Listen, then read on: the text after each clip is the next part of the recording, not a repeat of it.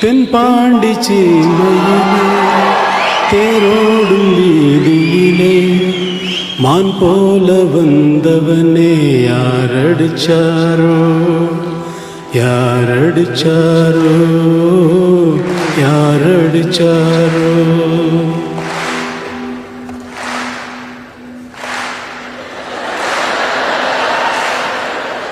ஏழேழு கடல் கடந்து இங்கு வந்து வாழ்பவரே, என்னாலும் உமக்கனவே இசை தொடுப்பேனே இசை தொடுப்பேனே.